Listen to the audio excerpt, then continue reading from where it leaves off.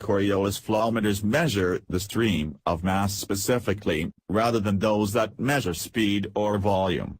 Coriolis flowmeters are practically unaffected by the liquid weight, temperature, thickness, and thickness.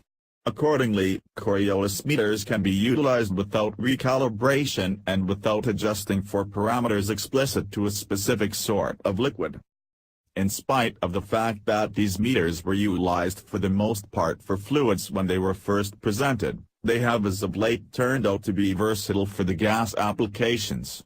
Coriolis sensor normally comprises of a couple vibrating tubes with a delta and an outlet. An ordinary material for the cylinder is tempered steel. It is basic for meter exactness to keep any mechanical or concoction assault of the cylinder or its covering by the streaming liquid. A few cylinders are U-formed, yet a wide assortment of shapes have been likewise utilized.